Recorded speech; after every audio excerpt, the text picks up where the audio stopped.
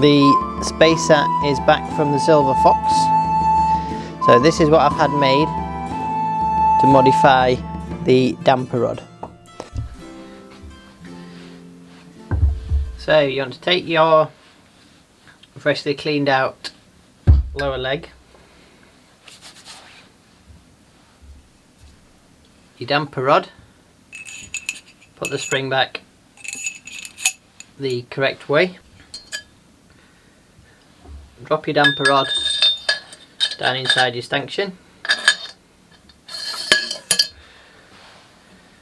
It will pop out the bottom like so. So that's your travel element there, and that's what we are increasing. I'm just putting a bit of oil in the cap that I can use on the parts as I reassemble it.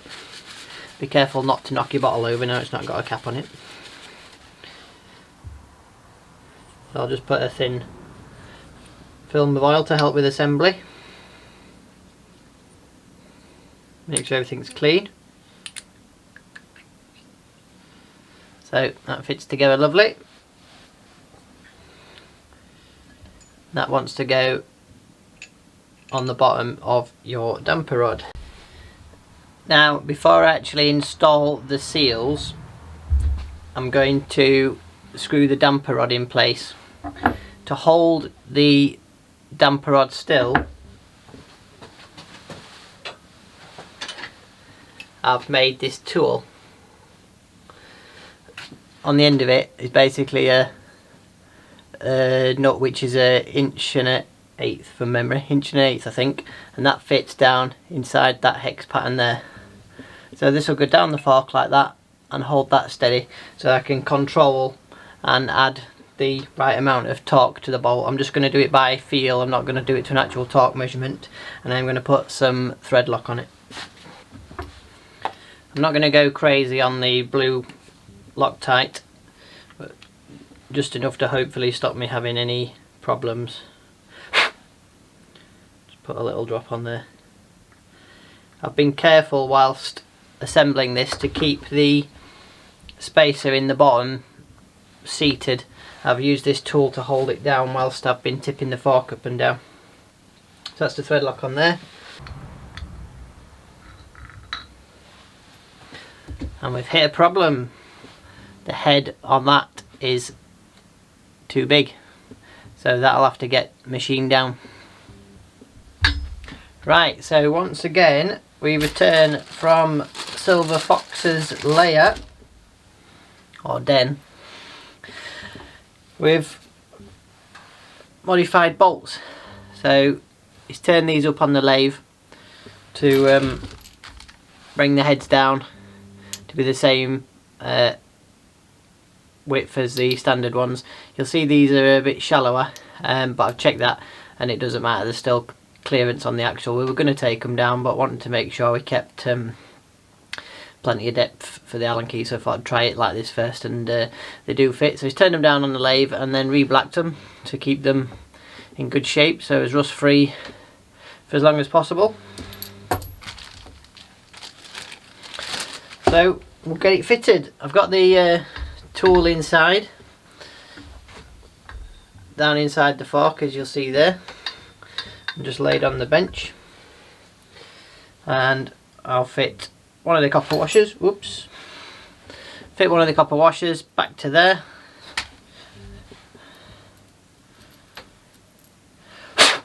I'm just how many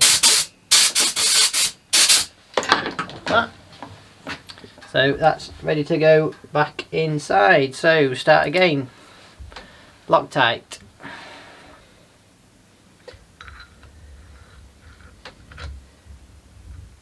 So I'm just going to feel that back in with my fingers, because being the fine thread it'd be easier to cross it, so I want to be careful with that. So that's in. Then I'll nip it up. This is where your tool comes in handy. You can just get a feel for. I think I'll be happy with that. So not really stressing the, yep, that'll do for me.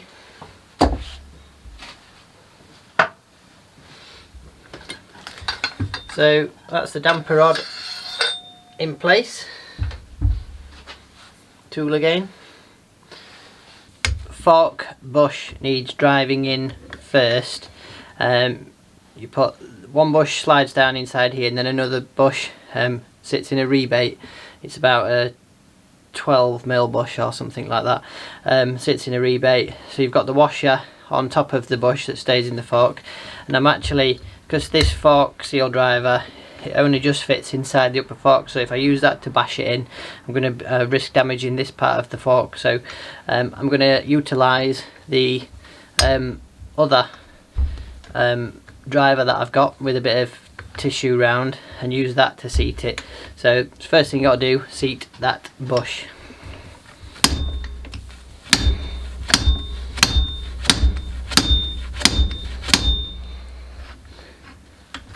I think these are the same make of seals that I put on my last bike, so I recognise that sticker.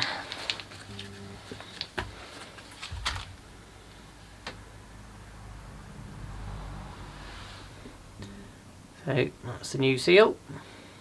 I'm going to apply some oil to the seal as well. You may want to grease them. You could have a look up. I've not really done a lot of research. I'm just going to oil them, and then I'm going to put some grease in between the seal and the dust seal, just to keep this top of the seal lubricated, and also some grease in around where that spring clip goes in, just to keep the elements off of that. If you don't have some grease there, it can dry out and your forks get sticky. There, that feels smooth to me, and it's got oil on it, so pretty sure there's no damage occurred to that.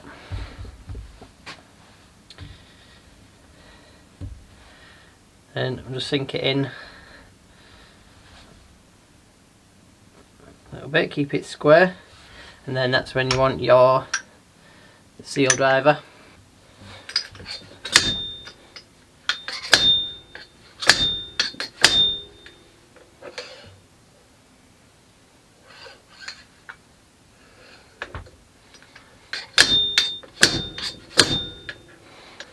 Once it's seated, you've got the rebate where this fits, so if you can get this in, then your seal must be home. That's it, perfect fit. I'm just going to pop that out again and just put some grease in there and then refit it, just so that keeps in good nick. So again, I've just put some grease in there where the spring clip seats, and also some grease on here just to lubricate the upper part of the seal. And I've not oiled it yet, not put oil inside yet. Now I will put some oil on this and install it. These look better than the standard ones, as they've got a spring on to help keep them closer. The standard ones were a poor fit, so you might even want to just think about popping these off and replacing them if you've got your forks in bits, because I suspect that they'll help keep the dirt out better than the standard ones. Put that on there. Yeah, that's a snugger fit, that definitely, than the standard one. And then you should just be able to pop these in with your fingers, I should think. Maybe not, see. I'm sure that's seated, I'll just double check. Just put that on gently just to help me give it something to push against.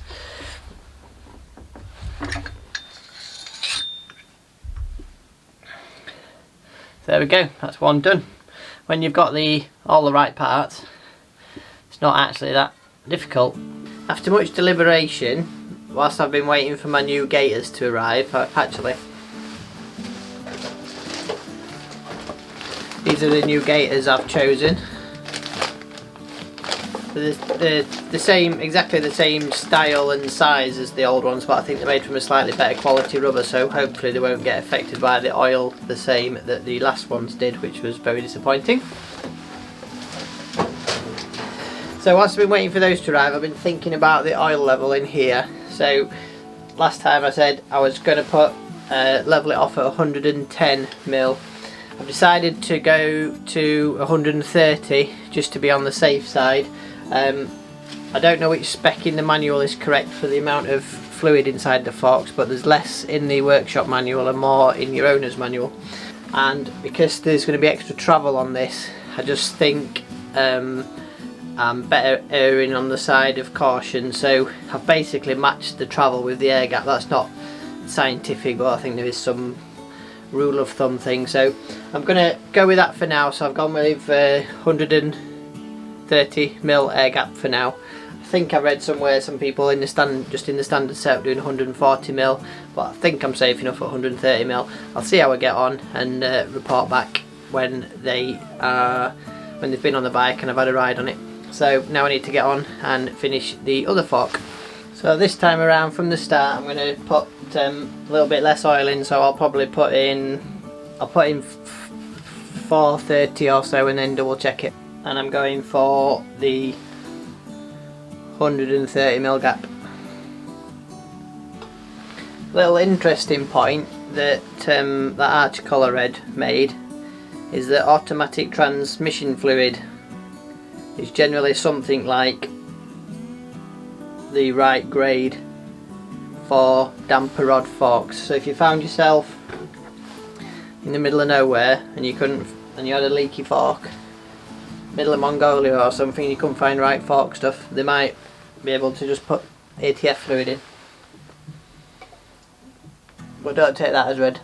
That's 200, 300, 400, and what did I say? I'll put in 450 and then check it. Perhaps probably be a touch too much. Not much left in my bottle. Before you check your levels, pump your fork up and down slowly. Get rid of any trapped air, make sure it's purged through to the bottom, etc.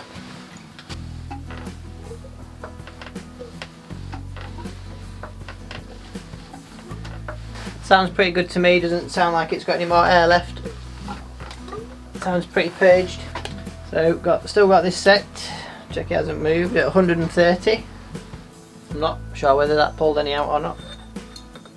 If it did, not a lot, so I'll just put a little bit in. Double check. Probably has about 450 in. So again, once you're happy with your oil level, you want to pop your spring back in, same orientation it came out. Though I don't think that's 100% essential, and I think there is some disagreement of which way the spring should go up when they're wound like that. But I'll leave that to you guys. Then your washer, could just balance your washer on your spring, it might make it a bit better, but oops.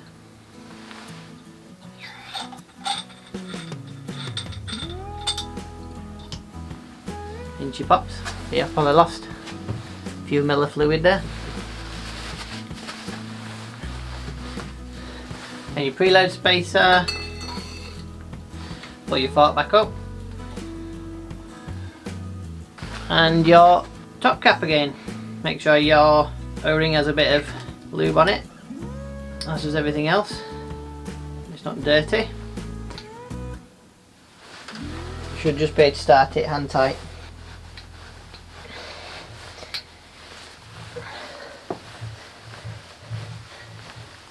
You can just nip these up once we're back on the bike before you tighten up the top. Before you tighten up the top yoke clamp. Although you might not think it, there's just enough pressure from the clamp to stop this turning easily.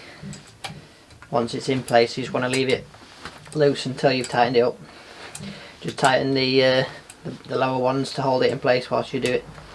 We don't need to have a lot on it anyway, it'll probably be sufficient just like that. So everything's back together. Hopefully everything's bolted up as it should be. Some final thoughts following the fitting. Sits a lot higher. I was already fairly high on the kickstand because of the rear wheel and also dropping the forks through the yokes. But it sits way too high to make that usable now, so I'll have to extend that. I'll have a look at that, probably cut it off, weld a bit in, something like that. Also, these new gaiters, and they seem good quality, but as I mentioned, they don't have those drain oblique air holes in them, and when you pump the forks, because the air can't get back in, they end up sucking up and just squashing down, even with clips on at the top. So I've had to lift them up and melt some holes in the back to match the same as the other ones. I put 4 drain holes. These are the old ones, if you can see, just below the final rib. There are those holes, and that allows air to get back in to allow it to extend again. So I've had to put those in those, which is disappointing. I don't know whether they're just missed at manufacturing or whether they don't make them with them. So if you do get the same ones, you're better doing that before they're on the forks, so you don't risk getting any dirt on your seals. So just have to put some tape round to stop any bits dropping through. So that was a bit rubbish. Other than that, just pumping it feels okay. Feels a lot more not firm, a bit more, can't really describe it, probably a bit firmer, a bit more presence on the front end, but ultimately won't know what it's like to get out and ride it. So I'll get a bit of miles under the belt and see what it's like. So back soon.